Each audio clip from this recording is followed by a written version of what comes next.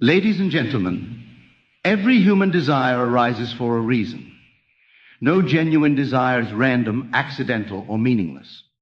When you feel a deep longing for success, peace, love, wisdom, or fulfillment, it is not created by the external world. It emerges from within. This alone tells us something powerful. The desire exists because its fulfillment is already possible. Life does not tease us with unreachable dreams. It invites us into experiences we are capable of receiving. Desire is often misunderstood. Many people are taught to believe that desire is a weakness, a sign of dissatisfaction, or an indication that something is missing. In reality, desire is none of these things. Desire is evidence of inner readiness. It is a signal from consciousness itself that you are prepared to experience something new, something expanded, something aligned with your growth.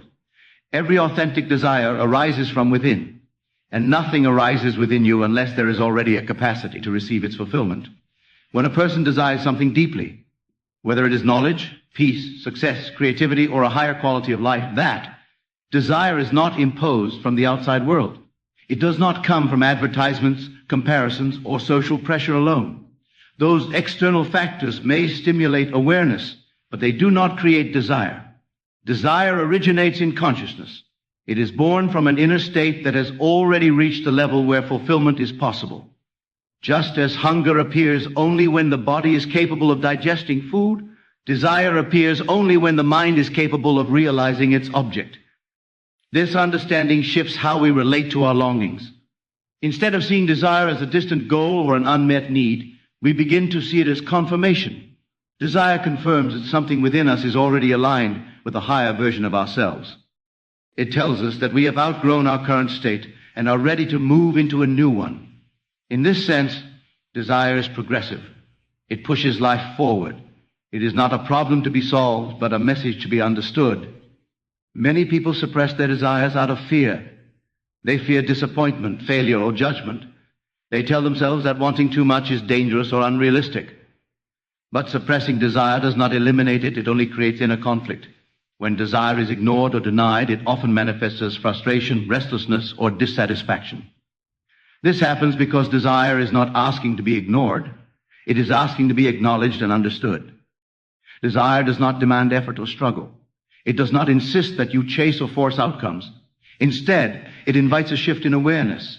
It asks you to recognize yourself as someone capable of receiving. When desire arises, it is already paired with the means of fulfillment at the level of consciousness. The outer method may not yet be visible, but the inner readiness already exists. This is why many breakthroughs happen unexpectedly, without strain, once a person mentally accepts their readiness. A common mistake is to assume that desire means absence. People say, I want this because I don't have it. On the surface, this seems logical. But at a deeper level, desire does not indicate absence. It indicates emergence. It indicates that a new state is forming within you. The feeling of not having is often the result of focusing on current conditions rather than on inner capacity. The desire itself proves that the capacity is already present. Consider how learning works. A student does not desire advanced knowledge before reaching a certain level of understanding. The desire to learn something new appears only after the mind has developed enough foundation to absorb it. Similarly, emotional and experiential desires arise only when the inner structure is ready to support them. Consciousness does not create desires that it cannot sustain. This means that every desire carries responsibility. Not responsibility in the sense of burden, but responsibility in the sense of recognition. If a desire exists, it deserves attention. Ignoring it does not make it disappear. Understanding it allows it to unfold naturally. When you acknowledge desire as a sign of readiness, you stop asking, how can I get this? And start asking, what does this desire reveal about who I am becoming? Desire also teaches us about identity. What you desire reflects who you believe yourself to be, or who you are ready to become. A person who desires growth, clarity, and contribution is already operating from a different level of awareness than someone who desires survival alone. As consciousness expands, desires evolve. This evolution is evidence of inner development, not external influence. Another misunderstanding about desire is the belief that it must be pursued through struggle. People associate fulfillment with hard effort, sacrifice, and delay. While action has its place, Desire itself does not require force, it requires alignment. When the inner state matches the desired experience, action becomes natural and effective rather than exhausting. Desire fulfilled through alignment feels almost effortless because it flows from readiness, not resistance. Readiness does not mean perfection. It does not mean you have all the answers or resources. It means your consciousness has reached a point where acceptance is possible. Acceptance is the key. The moment you internally accept that you are allowed to experience what you desire, the process of fulfillment begins. Resistance slows it. Acceptance accelerates it. Many people delay acceptance because they believe they must first change externally. They say, when I improve myself, then I can want this, or when circumstances change, then I will allow myself to desire more. This reverses the natural order. Desire is not waiting for improvement. Improvement follows desire. Growth responds to desire, not the other way around. Desire also acts as a compass. It directs attention toward experiences that expand awareness. When followed with understanding rather than anxiety, desire leads to self-discovery. It teaches patience, trust, and self-observation. Instead of chasing outcomes, a conscious individual learns to observe their inner reactions to desire, fear, doubt, excitement, resistance, and uses these observations as tools for growth. The fear of desire often comes from past experiences where expectations were unmet. But desire itself is not responsible for disappointment. Misinterpretation is. When desire is treated as something external to be forced into existence, disappointment is likely.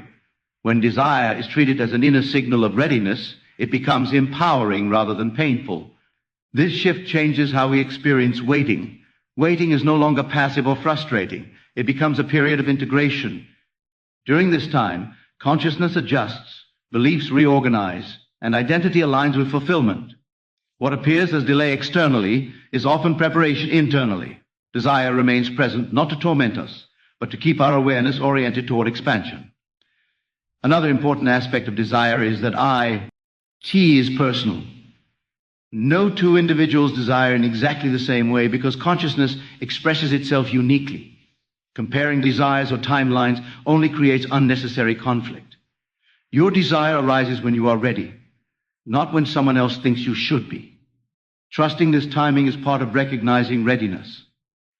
Desire also demands honesty. It reveals what truly matters to you beyond social conditioning. Sometimes people adopt desires that are not their own, only to feel empty when pursuing them. Authentic desire feels alive, persistent, and meaningful. It does not fade easily because it is rooted in genuine inner alignment.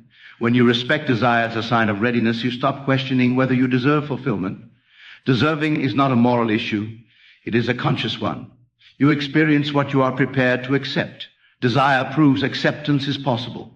Doubt only arises when old beliefs conflict with new readiness. Desire is not asking you to become someone else. It is asking you to recognize who you already are becoming.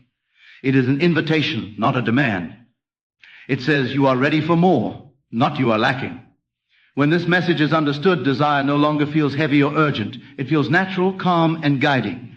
By honoring desire as a sign of inner readiness, you change your relationship with life itself. You stop seeing the future as distant and start experiencing it as emerging. You realize that growth is not forced. It unfolds. Desire is the language through which consciousness communicates its next stage of expression. When listened to with awareness, it leads not to struggle, but to alignment, confidence, and fulfillment. Consciousness is the foundation upon which all experience is built. Before any event occurs, before any circumstance appears, before any result is observed in the physical world, there is first a state of awareness. Awareness is not passive. It is creative, selective, and formative. It does not merely observe life. It shapes how life appears and unfolds. Understanding consciousness as the source of all experience is one of the most transformative realizations a person can have, because it shifts power from external conditions back to the inner self. Most people are conditioned to believe that life happens to them. They see themselves as responders to circumstances, victims of chance, or products of environment. In this framework, consciousness becomes secondary, almost irrelevant. Thoughts are seen as reactions, emotions as consequences, and identity as something shaped by events. But this perspective is incomplete. In truth, consciousness precedes experience. What you consistently assume, accept, and identify with becomes the lens through which reality is organized. Consciousness can be understood as the awareness of being. It is the sense of I am that exists before labels, roles, or stories. From this simple awareness arises every belief, thought, and interpretation. The world you experience is filtered through this awareness. Two people can live in the same environment, similar circumstances, and yet experience life entirely differently. The difference is not the world itself, but the state of consciousness through which the world is perceived. Experience does not arise from facts alone. It arises from meaning. Meaning is assigned by consciousness.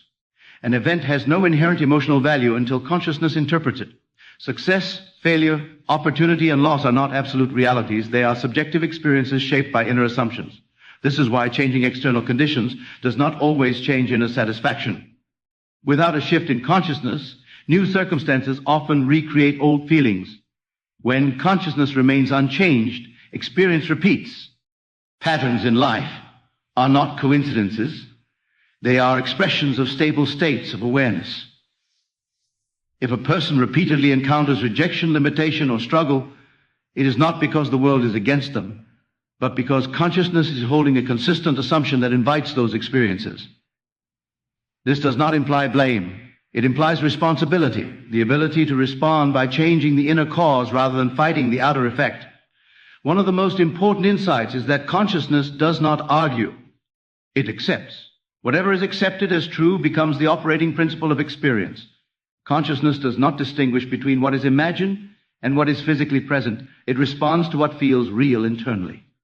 This is why imagined fears can produce real physical reactions, and imagined success can inspire real confidence.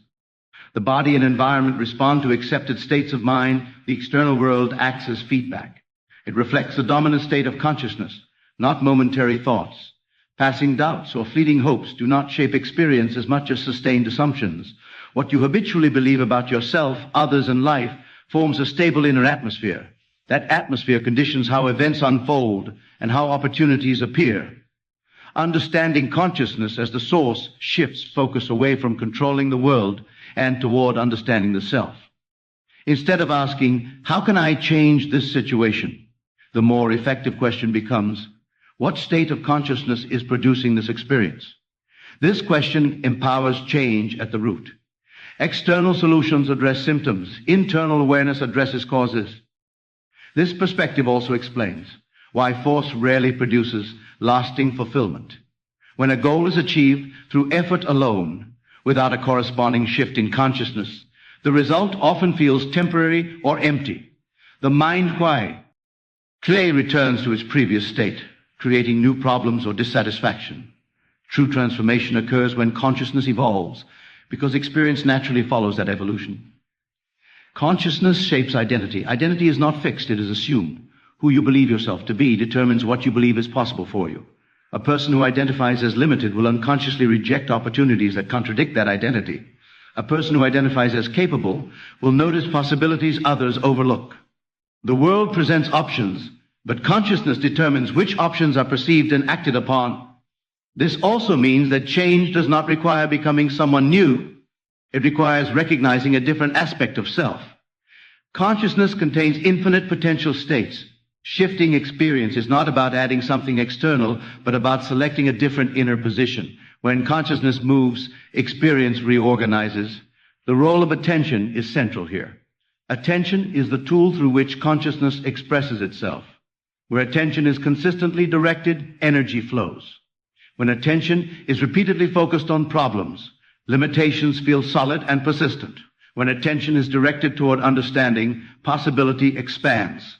Attention does not create reality on its own, but it reinforces the states of consciousness that do. Emotions are indicators of consciousness in motion. They reveal what is being accepted as true.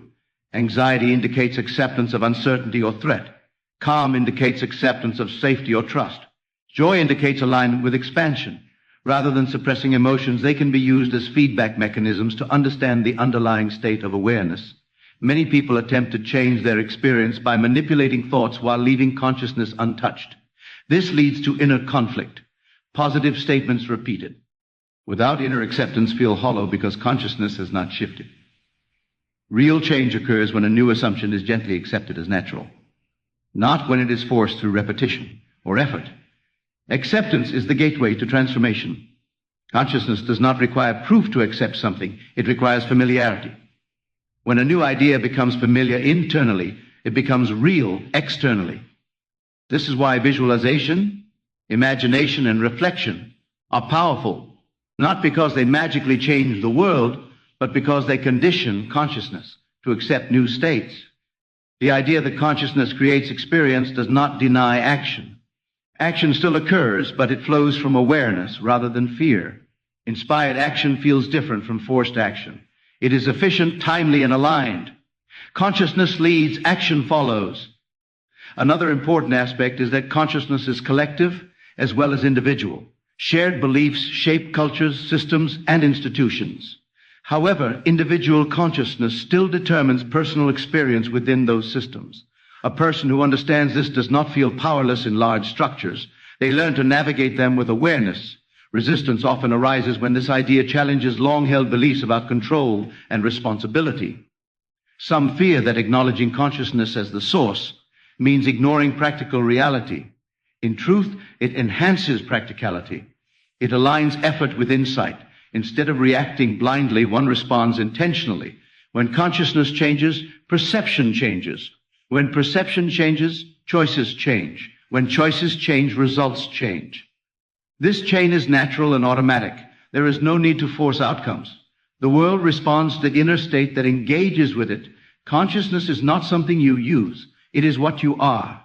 Experience is not happening outside of you. It is happening through why. Recognizing this restores a sense of authorship over life. You are not writing every detail consciously, but you are setting the tone, theme, and direction through your state of awareness. When a person truly understands consciousness as the source of all experience, fear begins to dissolve. Uncertainty becomes less threatening because control is no longer sought externally. Confidence grows, not from knowing what will happen, but from knowing that inner alignment guides outer expression. This understanding encourages responsibility without guilt, power without arrogance, and change without struggle. It teaches that life is not something to conquer, but something to understand. Consciousness is the beginning point of every experience, and by becoming aware of awareness itself, one gains access to the deepest level of transformation possible. Life does not respond to wishes, words, or effort alone. It responds to the state of being from which those wishes, words, and efforts arise. This is the principle often described as the mirror law of life. The world you experience is not an independent force acting upon you. It is a reflection of the inner assumptions, beliefs, and emotional patterns you consistently hold. What appears outside is shaped by what is accepted within. Most people look at life as something solid and fixed. They believe circumstances exist first and feelings come later. In this way of thinking, the outer world is the cause and the inner world is the effect. But lived experience repeatedly contradicts this idea. Two people can encounter the same situation and yet experience it in completely different ways. One sees opportunity where another sees threat. One feels motivated where another feels defeated. The difference is not the situation. It is the inner state interpreting it. The mirror law explains this clearly. Life reflects consciousness without judgment or preference. It does not decide what you deserve. It does not reward or punish. It simply echoes. Whatever is held as true internally tends to appear externally in some form. This is why repeated emotional patterns often lead to repeated life patterns. Inner expectations quietly shape outer results. This reflection is not always immediate or literal, which is why many fail to recognize it. The mirror does not copy thoughts word for word. It reflects the feeling and assumption behind them. A person may verbally claim confidence while internally assuming inadequacy. Life will reflect the assumption, not the words. The mirror responds to what feels real, not to what is spoken or hoped for. Understanding this principle removes confusion about why effort alone does not guarantee success. If effort is driven by fear, doubt, or unworthiness, the mirror reflects struggle, even when hard work is present. Conversely, when effort arises from calm confidence and inner permission, results often appear with far less resistance. The difference is not luck, it is alignment. The mirror law also explains why trying to change others often fails. People may attempt to fix relationships by correcting behavior, setting rules, or demanding change. But if the inner assumption about the relationship remains unchanged, the outer dynamic eventually returns to its familiar pattern. Life reflects how you see yourself in relation to others, not how you try to control them. This principle does not mean that every event is consciously chosen or deserved. It means that the dominant inner climate influences the range of experiences that appear.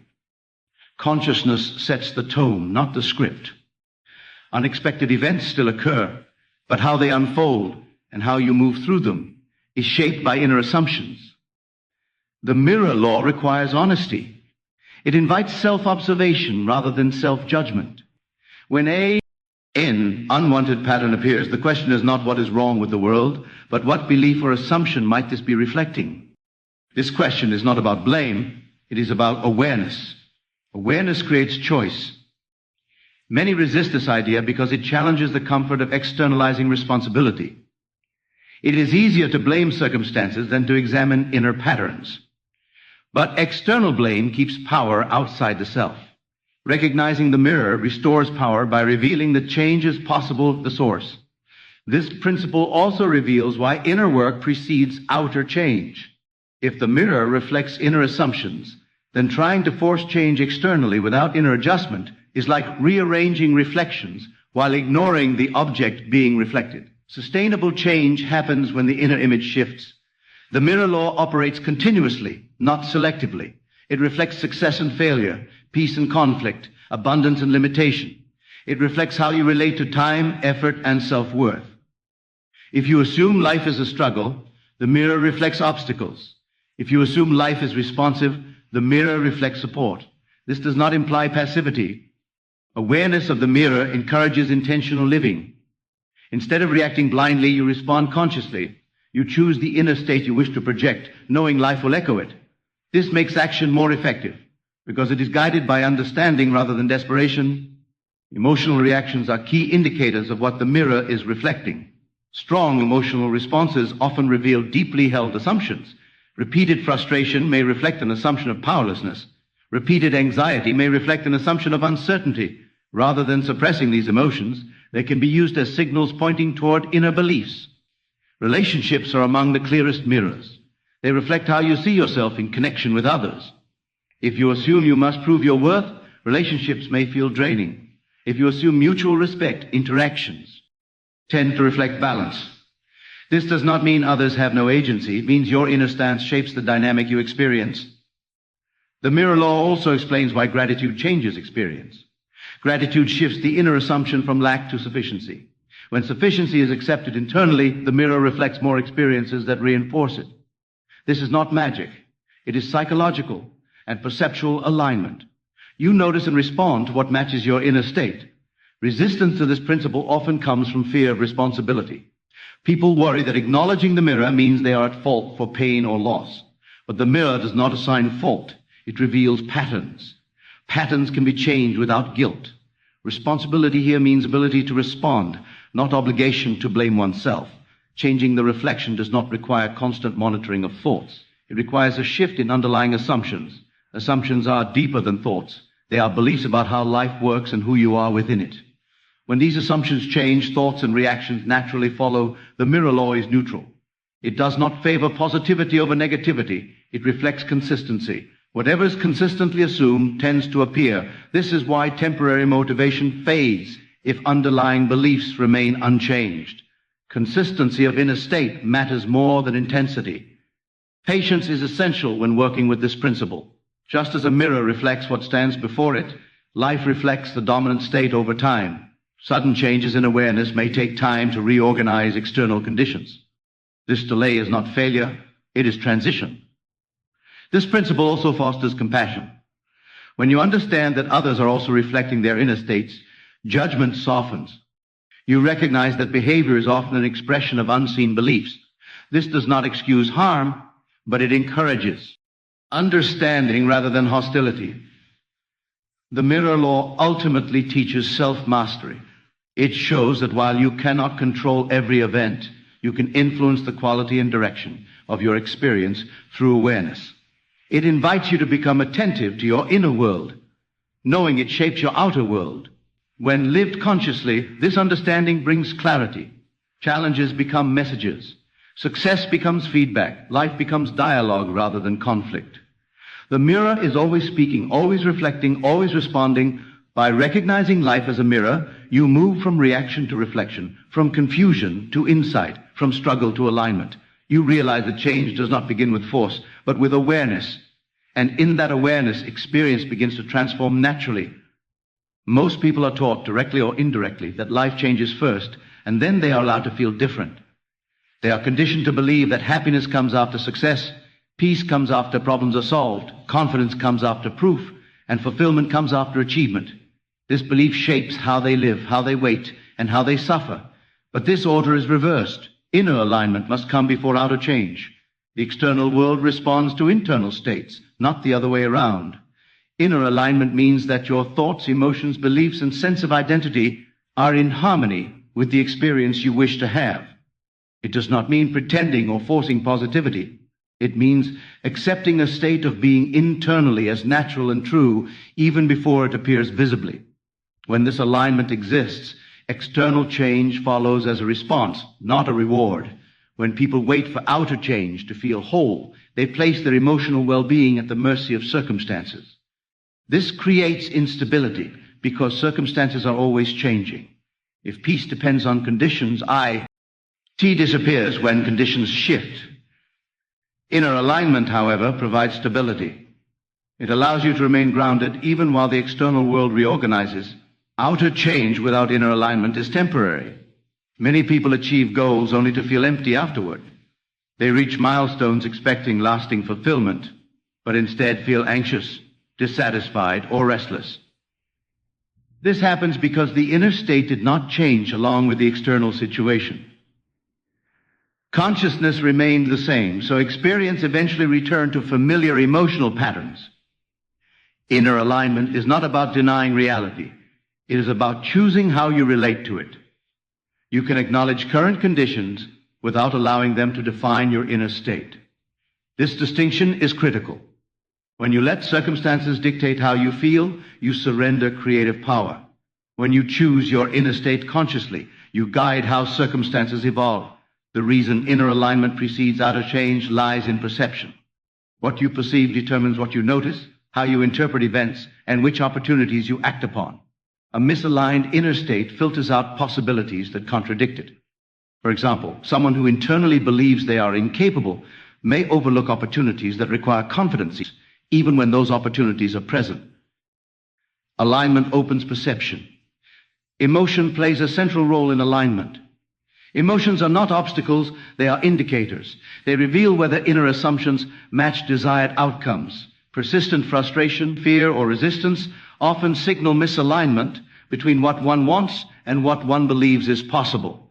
Rather than suppressing these emotions, alignment involves understanding and gently shifting the beliefs beneath them. Belief is not created through force. You cannot simply decide to believe something because it sounds good. Belief forms through familiarity and acceptance. Inner alignment develops when a new idea is entertained repeatedly in a calm, reflective state until it feels natural. This is why rushed motivation fades. It lacks inner acceptance. Many people confuse alignment with passivity. They think focusing on inner states means avoiding action. In reality, aligned action is more effective than forced action. When inner alignment is present, action feels purposeful rather than exhausting. It arises from clarity instead of urgency. You do not push against life, you move with it. The absence of inner alignment often creates contradictory behavior. A person may say they want change, but unconsciously resist it because it threatens their identity. Identity is the most powerful force shaping experience. If your identity is aligned with struggle, ease will feel unfamiliar and uncomfortable. Inner alignment involves allowing identity to evolve. Identity shifts do not happen through self-criticism. They happen through recognition. When you begin to see yourself as someone capable of experiencing more, identity adjusts naturally. This recognition does not depend on evidence, it creates evidence. The moment identity shifts, behavior, choices, and outcomes begin to change. Inner alignment also involves releasing dependence on timing. Many people say, when the time is right, I'll feel better, or when things improve, I'll relax. This postpones alignment indefinitely. The truth is that the inner state you practice now determines the conditions you experience later. Waiting delays transformation. Another challenge is the fear of disappointment. People hesitate to align internally because they worry about being hurt if things do not work out. But alignment is not attachment. It is acceptance of possibility, not insistence on outcome. You can be aligned without being rigid. Flexibility is part of alignment. The mind often resists inner alignment because it feels unfamiliar. The mind prefers what is known, even if it is uncomfortable. Growth requires tolerating unfamiliar inner states until they become familiar. This process is gentle, not aggressive.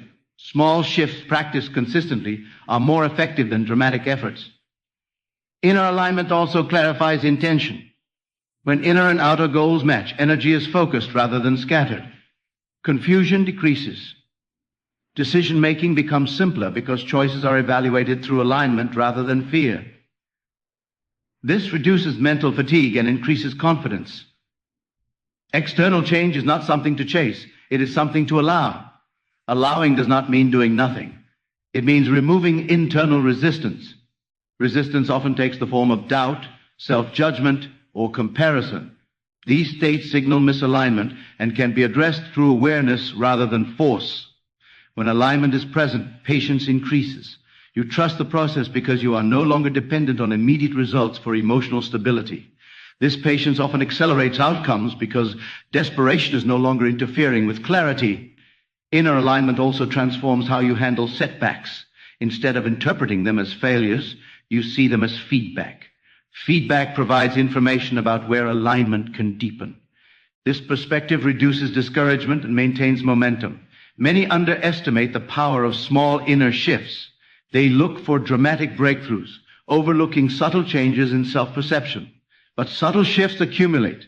A slightly calmer response, a slightly more trusting assumption, a slightly more generous self-view. These gradually reshape experience. The practice of inner alignment is not a one-time event. It is an ongoing relationship with awareness. Life continually presents new opportunities for alignment as desires evolve. EAC's stage of growth requires a new level of inner acceptance. Inner alignment also fosters authenticity. When you stop forcing yourself to fit expectations, you naturally align with what feels true. This authenticity attracts situations and relationships that resonate with your genuine state, reducing conflict and friction. Outer change is a reflection, not a cause. When inner alignment is established, life reorganizes without struggle. Opportunities appear naturally. Solutions emerge unexpectedly. Support becomes visible where resistance once existed. Understanding that inner alignment comes before outer change restores a sense of calm authority over life. You stop waiting to be rescued by circumstances and start participating consciously in experience. This does not make life predictable, but it makes it meaningful and responsive. By choosing alignment first, you step into a creative relationship with reality. You no longer chase outcomes, you embody the state that allows them. And from that state, change follows, not as a reward, but as a reflection. Faith is often misunderstood as belief without evidence, blind optimism, or hopeful wishing. In truth, faith is a deeper and more practical inner posture. It is not the emotional high of hope, nor the uncertainty of desire. Faith is assumed knowing. It is the quiet, settled acceptance that something is already established at a level beyond immediate sensory proof. This kind of faith does not strain or argue. It rests. Hope looks toward the future and says, maybe this will happen. Faith stands in the present and says, this is already true. The difference between the two is subtle but profound. Hope keeps the mind waiting. Faith brings the mind into agreement. When the mind agrees internally, experience begins to reorganize externally. This is why faith is powerful, not because it forces outcomes, but because it removes. Inner resistance, assumed knowing, does not require constant reassurance. When you truly know something, you do not repeatedly check for proof. You do not defend it aggressively or fear its loss. You live from it naturally. This is how faith operates when it is genuine. It is calm, stable, and grounded. It does not fluctuate with circumstances because it is not derived from them. Many people attempt to practice faith while secretly relying on external validation. They say they believe, but their emotional state reveals otherwise. Anxiety, impatience, and desperation often indicate that hope is being mistaken for faith. Faith does not demand signs, it allows them.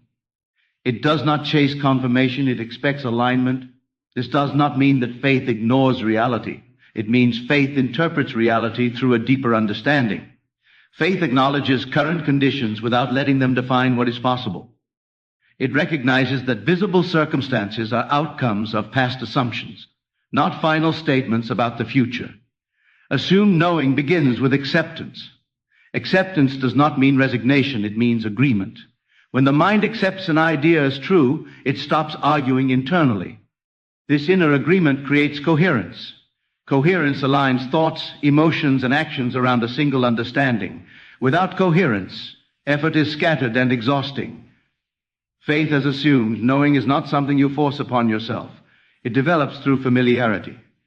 Just as you trust the ground beneath your feet because of repeated experience, you trust an inner truth when you have become familiar with it internally. Familiarity breeds confidence. Confidence stabilizes faith. One of the greatest obstacles to faith is the habit of measuring progress by appearances. When people constantly look for evidence, they reinforce doubt. Faith does not deny evidence, it refuses to be dependent on it. Evidence follows faith, it does not create it. This reversal is difficult for the analytical mind, but it is essential for inner stability. Another obstacle is the belief that faith requires emotional intensity. People think they must feel excited, motivated, or inspired all the time to maintain faith. In reality, emotional neutrality often indicates stronger faith. When something is truly accepted, it no longer produces emotional drama. It feels normal. Assumed knowing also changes how one approaches action. Action taken from hope is often rushed, inconsistent, or fear-driven. Action taken from faith is deliberate and calm. You do what is appropriate without urgency. You are not trying to make something happen. You are participating in something unfolding. Faith also reshapes patience. Waiting no longer feels like delay. It feels like trust in process. When you know something internally, you do not interpret time as opposition. You understand that integration takes time, and you allow it without frustration. Doubt is not the enemy of faith. Unconscious doubt is.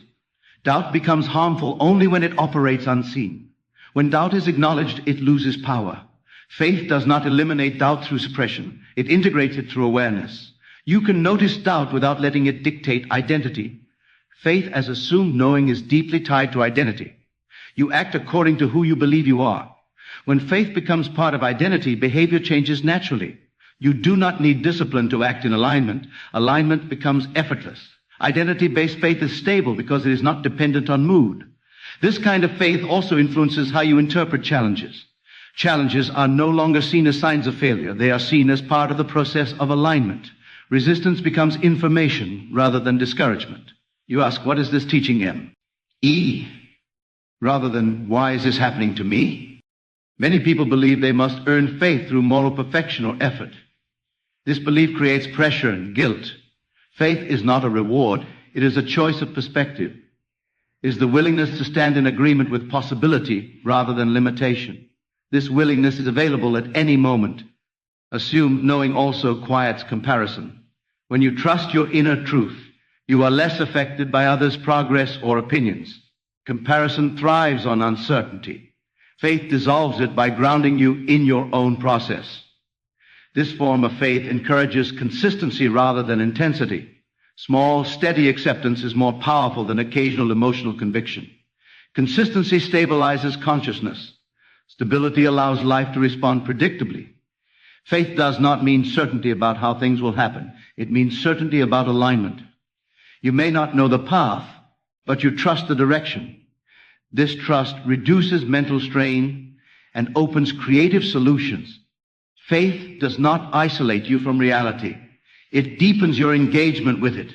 When you are not consumed by worry or doubt, you are more present, more attentive, and more responsive.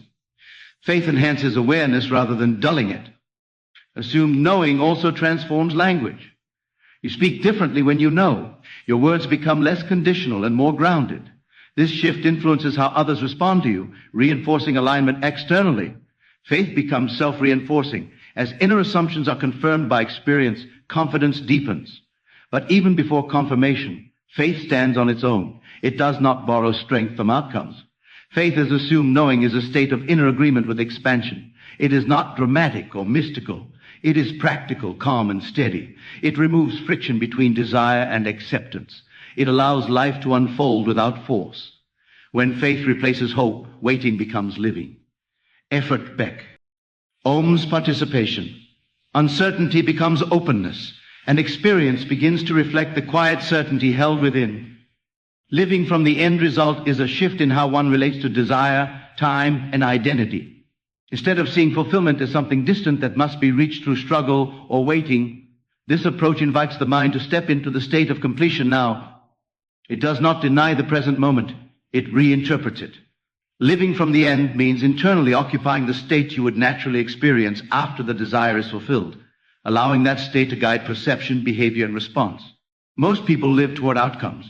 They define themselves by what they lack, organize their actions around closing that gap. This creates a constant sense of striving. Living from the end reverses this pattern.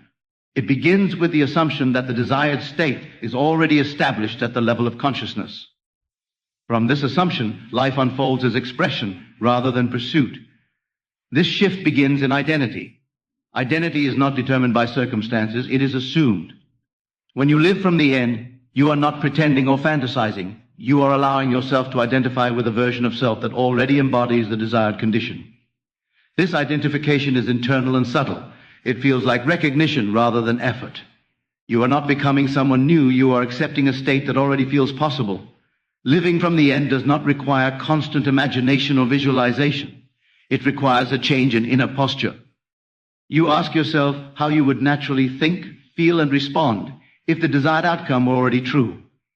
Then you gently practice those responses now. This practice is not rigid. It is exploratory and compassionate. One of the greatest misunderstandings is the belief that living from the end means ignoring challenges. In reality, challenges are interpreted differently. Instead of seeing them as obstacles, you see them as part of the unfolding process. When the end is assumed, the path is trusted. This trust reduces emotional reactivity. Emotionally living from the end produces calm rather than excitement. Excitement often signals anticipation. Calm signals acceptance. When something is truly accepted internally, it no longer creates emotional turbulence. It feels normal. Normality is a sign that the state has been integrated into consciousness. This approach also changes how time is experienced. Time no longer feels like an enemy or barrier. When you live from the end, you are not waiting for life to begin. You are already participating in it. The present moment becomes meaningful because it is aligned with fulfillment rather than postponement. Behavior naturally adjusts when identity shifts. You do not need willpower to act differently. You make different choices because they feel appropriate. You speak differently because your inner reference point has changed. These changes are subtle but powerful. They create coherence between inner state and outer action. Living from the end also reshapes how you handle uncertainty. You no longer need to control every step. Control is a strategy used when trust is absent. When trust is present, flexibility replaces control. You remain open to unexpected routes and solutions. Fear often arises during this practice, not because something is wrong, but because the mind is leaving familiar territory. The familiar, even if uncomfortable, feels safe. Living from the end introduces unfamiliar inner states that require patience to integrate. Fear is a sign of transition, not failure. Comparison loses relevance when living from the end. When you are grounded in your own fulfillment, others' progress does not threaten you. You understand that each person's timeline reflects their unique alignment. This understanding fosters peace rather than competition. This practice also dissolves overthinking. When the end is assumed, there is less need to analyze every decision. You trust your responses more because they arise from alignment. This trust reduces mental exhaustion and increases clarity. Living from the end does not eliminate effort, but it changes its quality. Effort becomes expression rather than struggle. You do what feels natural instead of forcing yourself to act against inner resistance. This makes effort sustainable. The mind may attempt to return to old habits of doubt and postponement. This is natural. Living from the end is a practice, not a one-time shift. Each moment offers an opportunity to return to the assumed state gently, without self-criticism. Language plays an important role in this practice. When you live from the end, your inner dialogue becomes less conditional. You think in terms of alignment rather than lack. This internal language reinforces identity and shapes perception. Living from the end also enhances presence. When you are not consumed by longing for the future, you are more attentive to the present. This attentiveness reveals opportunities and connections that were previously overlooked. This approach does not guarantee that events will unfold exactly as imagined. It guarantees that your experience will be aligned with growth rather than struggle. Sometimes fulfillment arrives in forms that exceed expectation because alignment allows flexibility. Importantly, living from the end is not about detachment from goals. It is about detachment from anxiety. You still care, but you care without tension. You remain engaged without being consumed. The practice encourages gratitude, not as a technique, but as a natural response. When you live from fulfillment internally, gratitude arises spontaneously. You appreciate what is present because it feels connected to what is emerging. Over time, living from the end reshapes self-trust. You learn that inner alignment reliably guides outer experience. This trust builds confidence that does not depend on circumstances.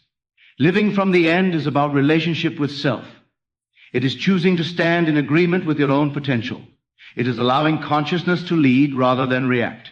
When you live from the end, life no longer feels like a chase. It feels like a conversation.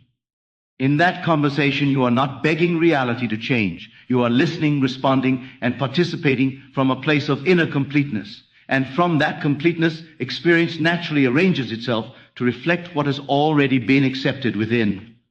The central message of this entire speech is simple, yet transformative. Life is not something happening outside of you, but something unfolding through you. Every desire arises as a sign of inner readiness. Every experience reflects the state of consciousness you occupy, and every change begins within before it appears without. When you understand this, you stop seeing yourself as a seeker chasing distant outcomes and begin recognizing yourself as a participant in an ongoing process of expression. The world you encounter is a mirror, responding faithfully to your assumptions, beliefs, and sense of identity. When inner alignment is established, outer circumstances reorganize naturally. Faith, understood as quiet knowing rather than hopeful waiting, stabilizes the mind and removes resistance. From this stability, patience grows, action becomes purposeful, and fear loses its authority. Living from the end completes this understanding. It invites you to accept fulfillment internally before demanding proof externally. This acceptance does not deny present conditions. It transcends them by redefining your relationship to them. You no longer wait for permission from circumstances to feel complete. You embody the state that allows change to occur. When these principles are lived, not merely understood, life becomes less of a struggle and more of a dialogue. Challenges turn into guidance. Time becomes an ally, and effort transforms into expression. You realize that what you seek is not distant or withheld. It has always been responding to your awareness, waiting for recognition. And in that recognition, fulfillment begins.